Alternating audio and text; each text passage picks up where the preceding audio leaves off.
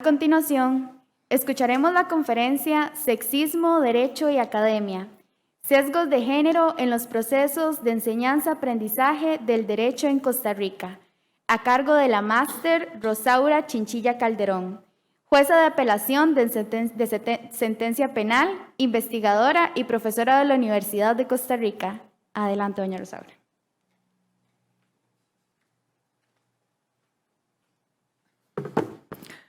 Muchísimas gracias por la invitación. Tengan todas las personas aquí presentes y que nos siguen por redes sociales muy buenas tardes, noches. Para cumplir con el requerimiento de informar sobre el avance de esta investigación sobre los sesgos de género en el proceso de enseñanza y aprendizaje específicamente del derecho en Costa Rica, quisiera recordar brevemente que esta es una investigación que ya concluye en esta oportunidad y que ha tenido como objetivos el analizar las diferentes formas en que se manifiesta el sexismo en la academia, aspecto en el cual nuestro trabajo se apoya en otras investigaciones, tanto a nivel nacional como internacional, y efectuar un diagnóstico histórico específicamente sobre el sexismo en el derecho y en las instituciones públicas en Costa Rica. Eso con el propósito, además de determinar las manifestaciones de ese sexismo en la enseñanza-aprendizaje del derecho, correlacionar el impacto de eso, de la enseñanza, con sesgos de género en la protección de derechos humanos de la población. Y finalmente, en alguna oportunidad agregamos un elemento específico ya sobre el tema de la teoría del delito en particular, para plantear la posibilidad de una propuesta de teoría feminista del delito. Esta investigación además ha tenido pues no solo componentes propiamente de esa naturaleza de investigación, sino también algunos que podríamos catalogar de acción social, como la realización de diferentes materiales de visibilización del aporte de las mujeres juristas en nuestro país a través de entrevistas, de un proyecto que está caminando, pero todavía pendiente de realización, que es que este auditorio que nos ocupa y diferentes instancias de la universidad, donde estamos precisamente rodeados de los grandes juristas y que marca la visión que tenemos del derecho, también se feminice. Es decir, que esta invisibilización que tenemos acá, donde solo únicamente hombres juristas son los que se nos construye como los que han aportado al derecho de Costa Rica, pues en realidad se rompa esa estructura y empecemos a ver los aportes de mujeres juristas, que los hay y muchos, en las paredes, en los libros homenaje, en documentales, etcétera, etcétera. Para ese propósito, pues unos de los hallazgos teóricos, repito, alimentados por las diferentes investigaciones nacionales e internacionales que sobre esta materia existen, nos indican, por ejemplo, que esa conciencia de la que partimos tradicionalmente, que hay una neutralidad en el derecho, una neutralidad de género, es en realidad un mecanismo de naturalización de un estereotipo, y es una falsa objetividad, que además esconde a nivel académico una división sexual del trabajo académico, donde la investigación, por ejemplo, está a cargo, en la mayoría de los casos y desde la conformación histórica de las universidades en Europa, de hombres, y las labores de acción social, docencia y, digamos, toda la carpintería de la educación a cargo de mujeres. Que también hay un currículum oculto de género que se manifiesta de esta manera, es decir, no a través de la malla curricular explícitamente, sino a través de lo que no se dice o de lo que se nos hace creer, que los aportes en el derecho son exclusivos de hombres, como nos lo dicen los retratos que tenemos alrededor, como nos lo dice la bibliografía exclusivamente masculina, los paneles de hombres, etc. Entonces, a través de una visualización de la conformación de los paneles, el programa de mujeres en la bibliografía que tuvo impacto en el Consejo Universitario, los análisis del techo de cristal y las pirámides de exclusión y por supuesto el tema que más ha impactado en esta facultad que tiene que ver con el acoso sexual laboral y el bullying tanto a nivel de pares como de las personas estudiantes.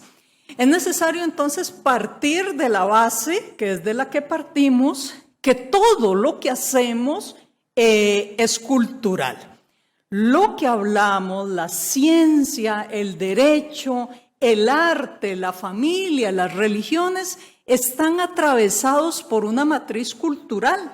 Y esa cultura que atraviesa todo el ser humano recoge a su vez una serie de estereotipos y de visiones de mundo de los grupos dominantes en una sociedad, que a través de los cuales se manifiestan las diferentes formas de control social informal.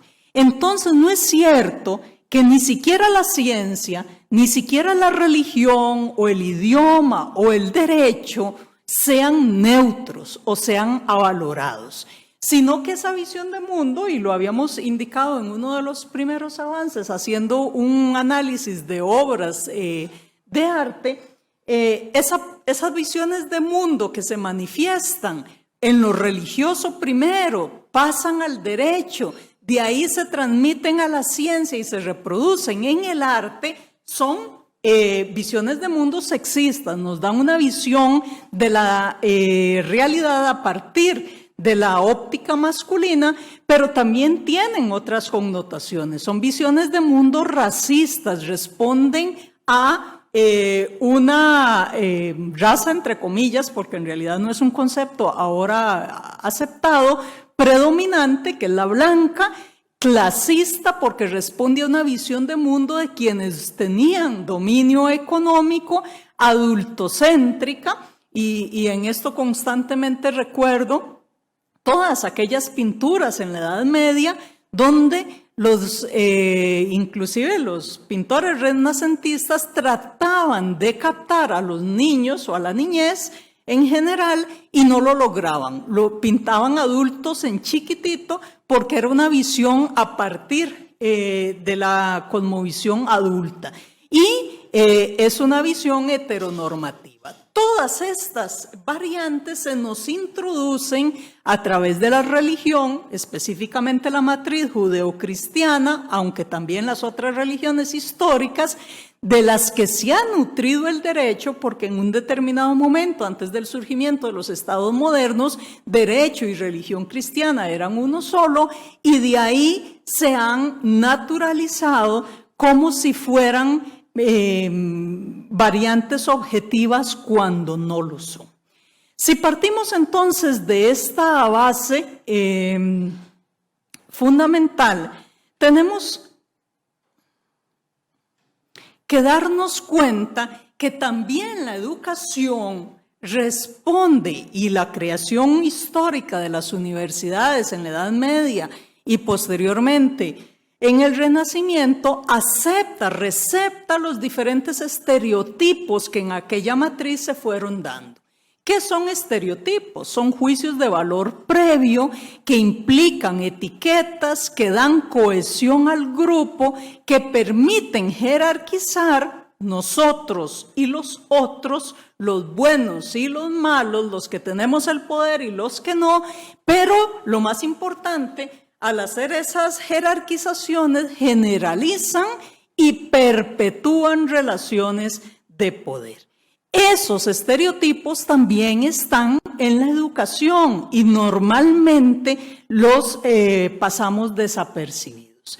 Tienen, por supuesto, funciones psicológicas, una de ellas cognitiva, que es el de ahorrar energías en el pensamiento, porque al plantear etiquetas nos permiten hacer análisis simplistas muchísimo más rápido, más rápido formar esquemas, tienen funciones psicológicas motivacionales de proteger el sistema yoico, es decir, la identidad yoica, los que están conmigo y mi sistema de valores y los otros que no son como yo y a los que históricamente se nos ha enseñado a excluir.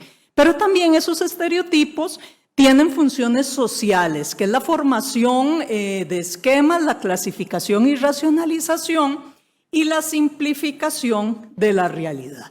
Bueno, específicamente en la materia de género, esos estereotipos los vemos relacionados, repito, los hay también relacionados con las edades, con las nacionalidades, con la clase social, etcétera, pero en lo que toca al género, lo vemos con la concepción de que todo lo que tiene que ver con la familia nos corresponde a las mujeres, de que existen dobles parámetros frente a una misma conducta. Ustedes tienen, por ejemplo, en la imagen, que no se ve, por supuesto, en las letras, dos jefaturas, una masculina y una femenina, y en donde se califica, la mujer dice, no me traiga problema, no me cuente aspectos personales, y se le califica de mala jefa porque no se interesa por sus trabajadores o las personas trabajadoras a su cargo,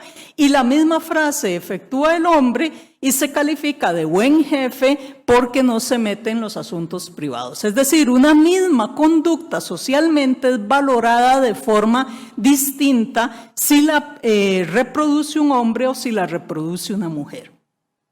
El tema del androcentrismo en la ginopia o en la misoginia, el deber ser de cada sexo, son algunos de esos estereotipos que se manifiestan en la educación y en las prácticas normativas que después se van transmitiendo de generación en generación.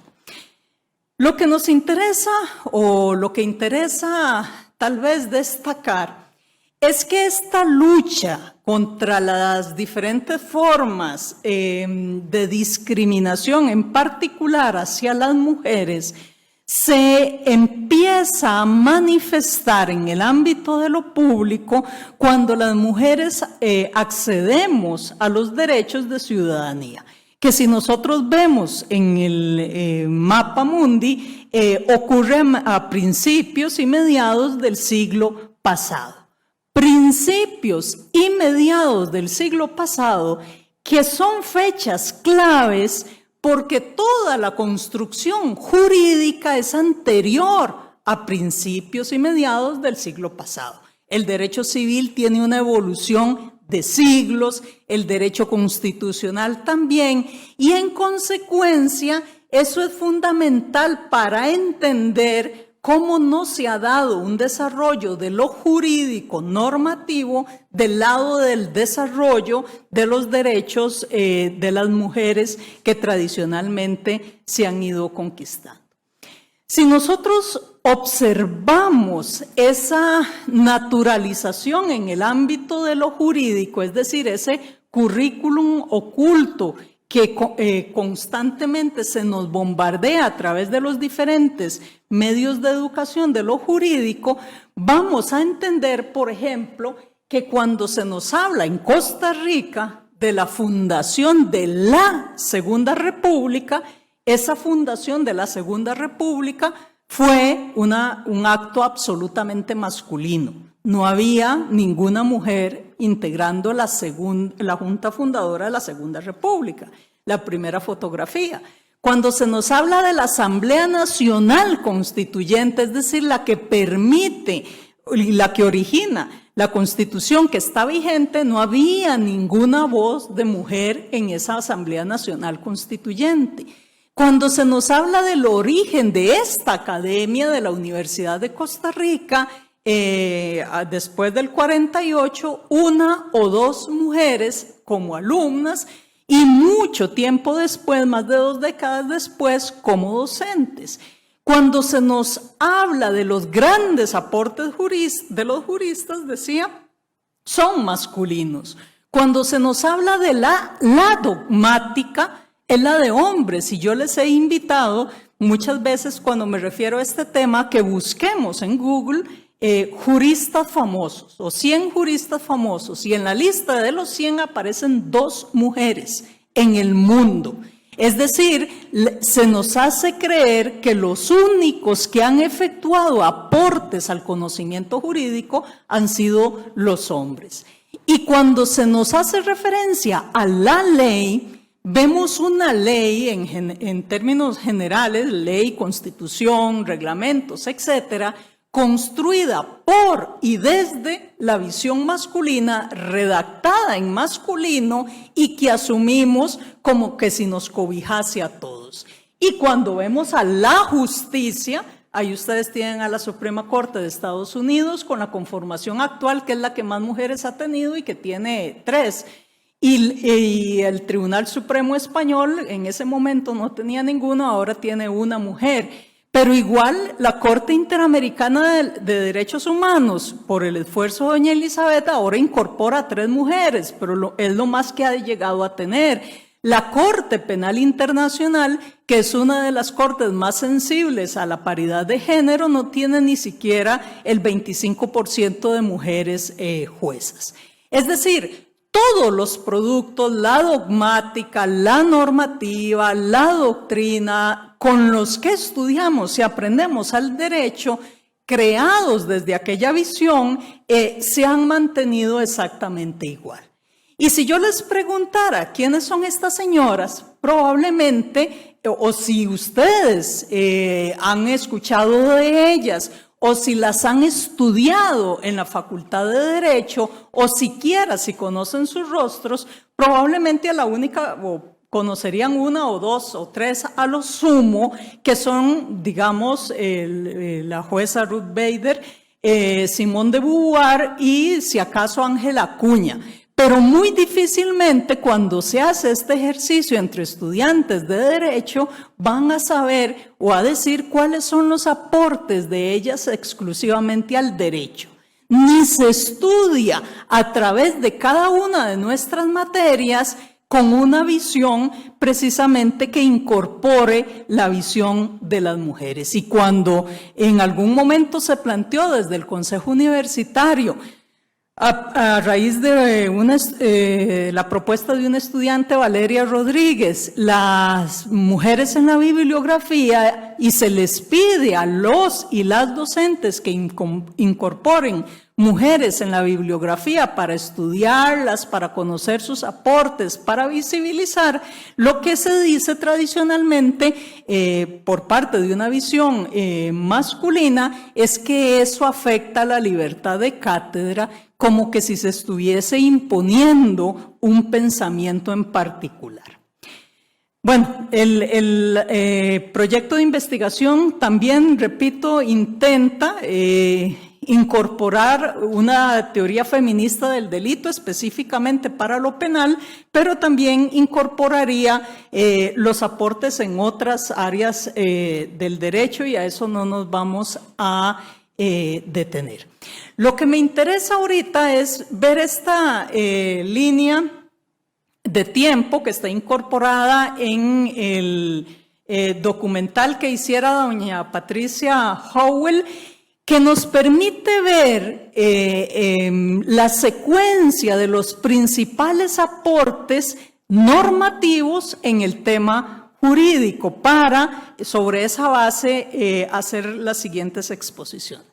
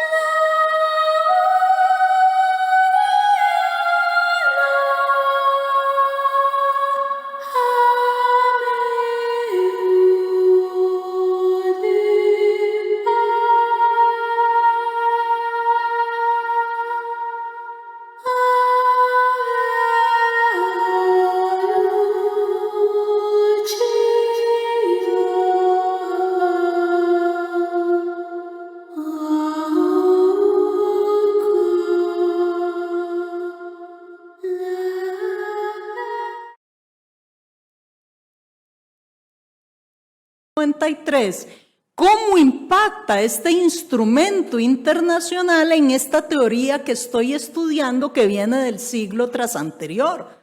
Porque no puede ser que no impacte, no puede ser que no tenga ninguna influencia, no puede ser que todo siga exactamente igual. Y la misma pregunta habría que hacer con otros instrumentos y con otras poblaciones indígenas, poblaciones de niñez, poblaciones en condición de discapacidad, poblaciones no heteronormativas, etc.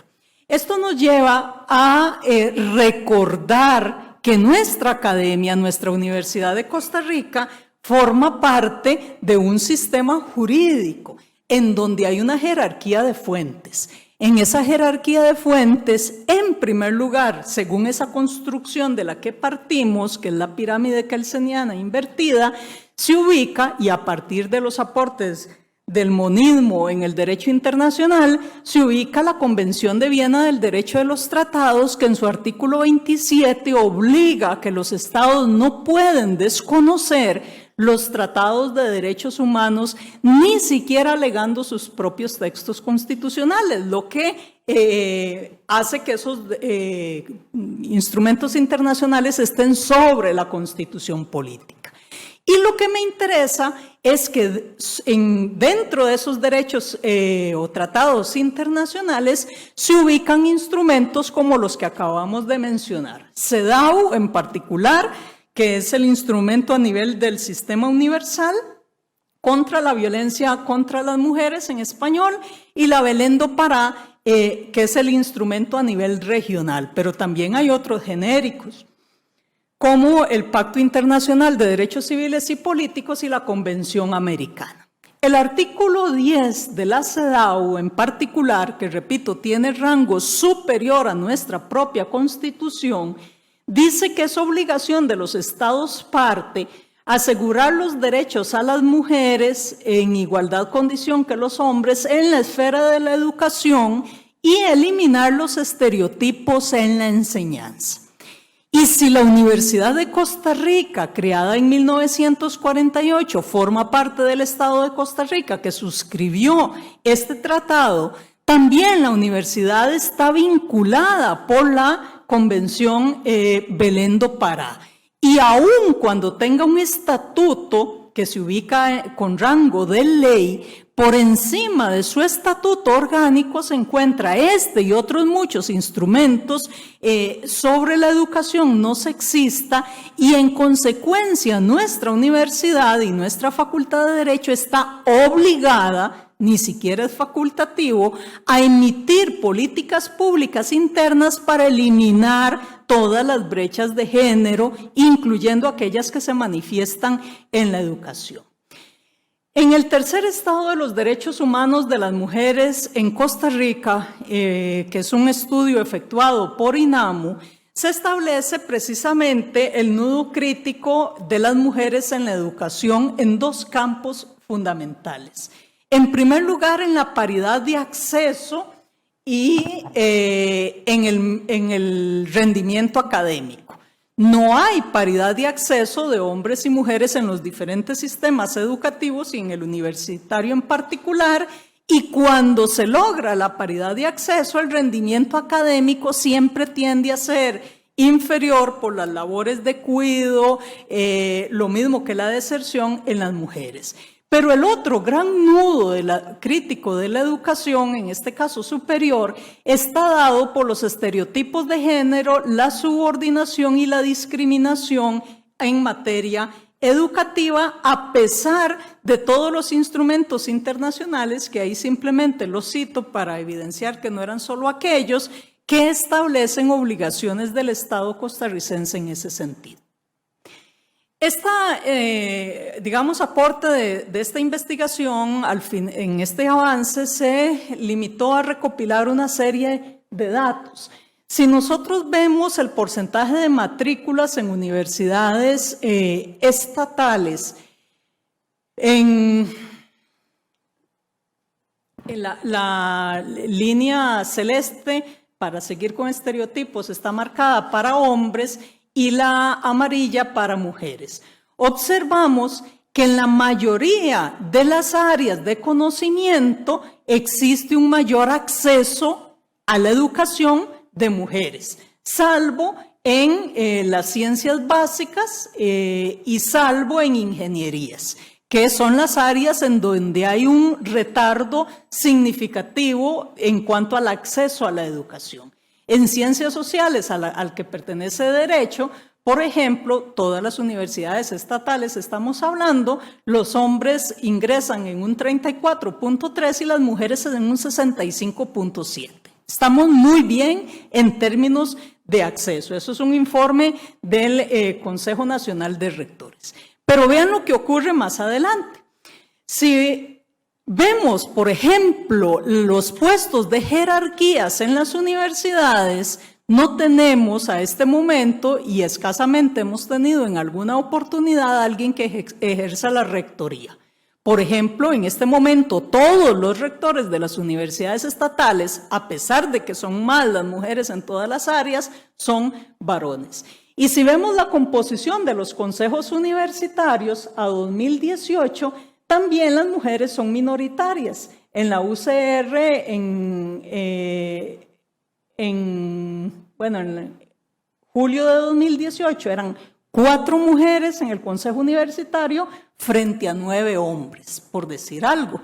Es decir, ingresamos más mujeres, pero al momento de la distribución de puestos empieza a cambiar el tema.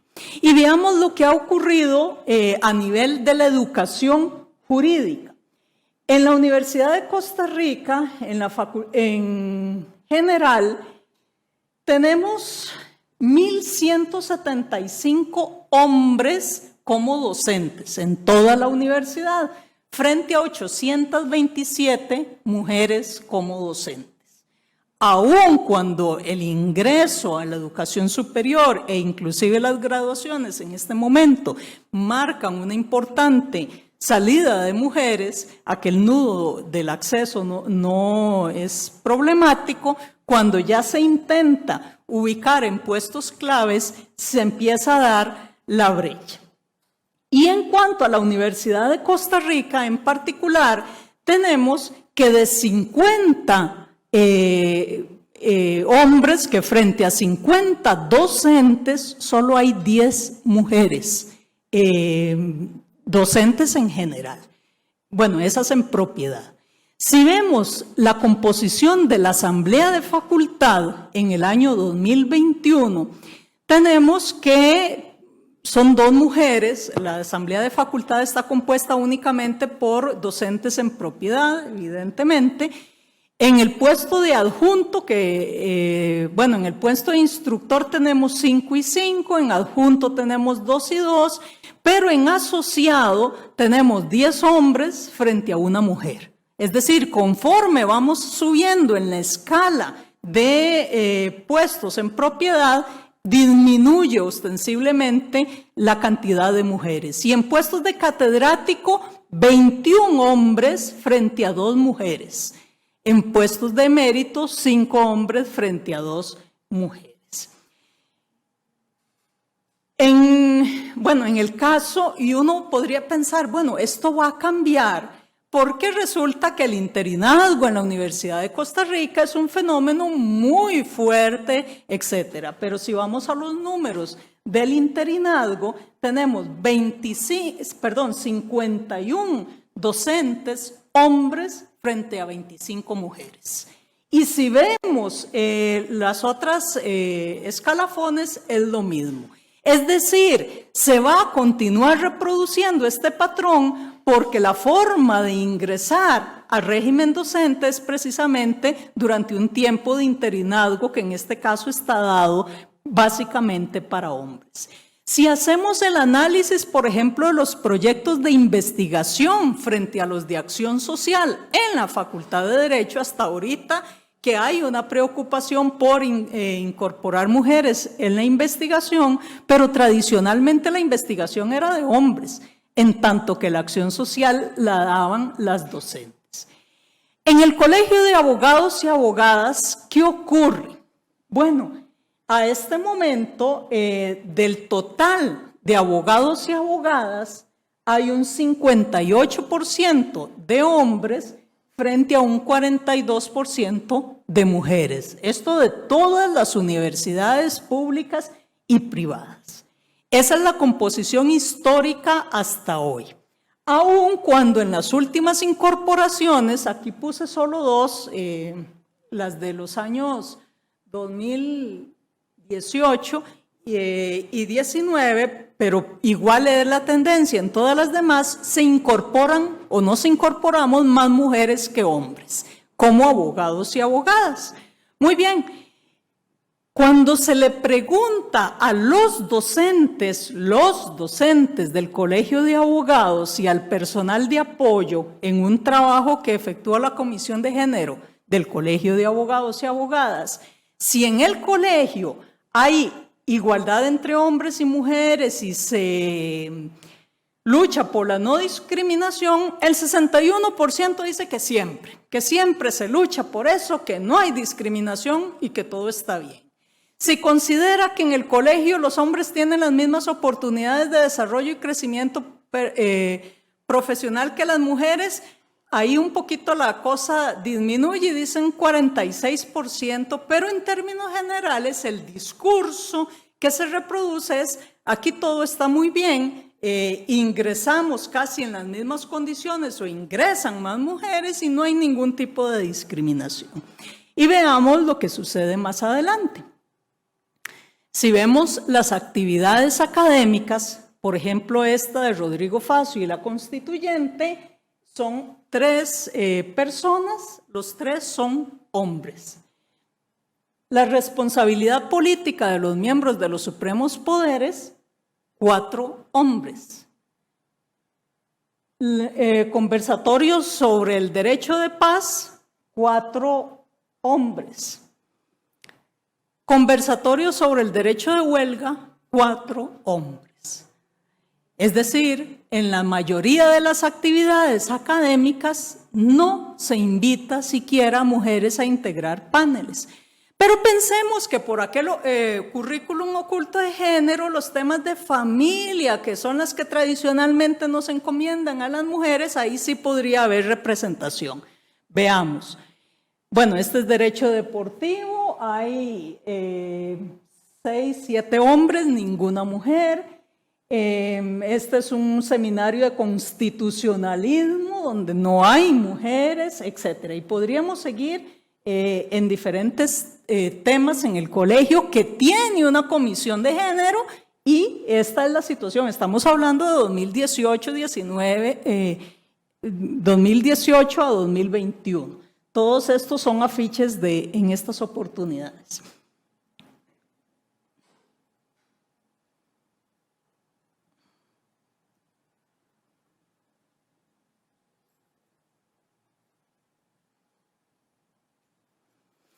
Cuando hablamos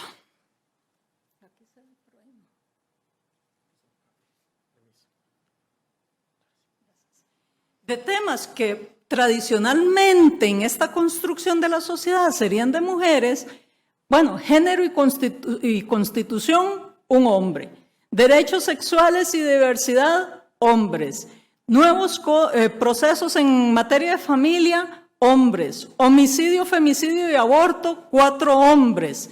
Día de los niños, una mujer y de moderadora. A pesar de que accedemos en mayor número y que casi alcanzamos el 50%, se nos invisibiliza por completo en estas actividades y también en nuestros auditorios. En la exposición de autores, de juristas famosos, etc. Si vamos a la composición del Poder Judicial, a pesar de que somos el 50%, por ejemplo, casi de las mujeres, en la línea amarilla somos los puestos de jefatura, no llegamos ni al 30%. Vean entonces cómo se manifiesta aquella naturalización que habíamos mencionado en la realidad. ¿Qué acciones le competen, ya para cerrar con esto, a la Universidad de Costa Rica? Bueno, la Universidad de Costa Rica y la Facultad de Derecho son instituciones autónomas que hemos defendido que tienen, porque en efecto la tienen, una autonomía reforzada por la Constitución, pero no son ajenas al ordenamiento jurídico y no son ajenas a las obligaciones que el Estado se comprometió a cumplir en la CEDAW o en la Belén do Pará. Y en consecuencia, a la luz de esos instrumentos, deben revisarse, y esas son algunas de las propuestas con las que finaliza la investigación, las mallas curriculares en esta facultad, en todos los cursos, para transversalizar la perspectiva de género. Ahí, por ejemplo, en México se tiene para la formación un manual, para la formación de jueces y juezas, un manual de cómo juzgar con perspectiva de género. Aquí a los docentes, a las y los docentes, no se nos adiestra, ni siquiera se nos menciona cómo educar con perspectiva de género y cómo incorporar esa perspectiva de género en la malla curricular, en la bibliografía de los cursos, en el lenguaje no sexista. A mí me corresponde con bastante frecuencia revisar proyectos de ley y constantemente estoy con eso, que es una majadería de que utilicemos lenguaje no sexista. Porque las nuevas generaciones, y está bien que eso ocurra, cuando dicen niños, no se entienden comprendidas en la palabra niños, y seguimos diciendo niños, y seguimos diciendo hombres, y seguimos diciendo los jueces, etcétera, etcétera. Y podemos utilizar un lenguaje no sexista que no sea, digamos, división, que pueden generar problemas con el idioma, y para los que son muy puristas no les gusta, pero que también sabemos que el idioma es un producto cultural y podemos, en vez de decir los jueces o las juezas, decir los tribunales, y ya es un lenguaje más inclusivo. Una formación y sensibilización docente con estos esfuerzos que se han iniciado a través del programa que se va a concluir de aportes en los retratos y en la Galería de las Mujeres Juristas, de libros homenaje a mujeres juristas. Doña Magalia Hernández coordinó un libro que se presentó hace poquito en honor a doña Elizabeth Odio, el primer libro de como 10 en homenaje a grandes juristas nacionales que se han hecho en este país. Y estamos también con otro de homenaje a Alda Facio. El tema de las becas internacionales, para modificar este patrón a mediano y largo plazo, la universidad tiene que tomar a través de sus políticas en consejo universitario decisiones como, por ejemplo, dar becas a mujeres para que se vayan a formar y reservarles plaza en la Facultad de Derecho, que es lo que se ha hecho tradicionalmente con hombres, porque si no vamos a seguir diciendo, bueno, no nombramos mujeres porque no tienen la maestría, el doctorado, y los hombres sí lo tienen, pero nunca dimos la oportunidad de formar a mujeres. Recientemente una de esas iniciativas de parte de la Vicerrectoría de Investigación fue otorgar fondos específicos para mujeres docentes para que hagan investigación y que puedan en consecuencia, digamos, subir en su escala curricular, en su escala docente y concursar por otros puestos. El financiamiento de proyectos de investigación de género, el establecer las cuotas de investigación de género, pero también las cuotas en la composición de las asambleas de facultad. Es decir, si se van a contratar 10 docentes y tenemos un déficit tan marcado de mujeres, la CEDAW y la Belén do Pará obligan a tomar acciones afirmativas, que ya la Sala Constitucional y múltiples tribunales han dicho que no son discriminación, porque lo que pretenden es generar situaciones diferentes para grupos que históricamente han estado deprivados. Y bueno, temas en relación con la composición de las asambleas, las comisiones de género por facultad, para vigilar la paridad de género en todas estas actividades, no es posible que sigamos en todas las actividades con estos déficits. Y los y las docentes debemos comprometernos y exigir, y los y las estudiantes también, yo participo en tal actividad siempre y cuando me garantice que hay paridad de género en el panel. No me interesa cómo piensen, no estamos haciendo control de pensamiento. Pueden ponerme a alguien que piense absolutamente diferente, pero que haya paridad de género. Y que si no la hay, yo como expositora no participo, y lo mismo los hombres. Es la única forma de que logremos ir modificando patrones culturales. Y por supuesto el gran tema del acoso sexual en el empleo y sobre todo en la docencia, que necesitamos hacia los y las estudiantes, que necesitamos constantemente reforzar en temas de sensibilización, persecución y sanción de quienes cometan estas conductas, porque si se estudia en ambientes en donde no exista la garantía de poder desarrollarme con libertad, pues evidentemente se está expulsando del sistema educativo a una serie de personas en general o en particular mujeres. Esa es básicamente, pues extraje algunos de los datos más relevantes que se han ido incorporando, y esos es básicamente los aportes, digamos, de este avance de investigación que junto con los avances anteriores pues se emitiría en forma de memoria al finalizar este año. Quedo atenta a sus comentarios, preguntas si los tienen, y les doy las gracias por su atención.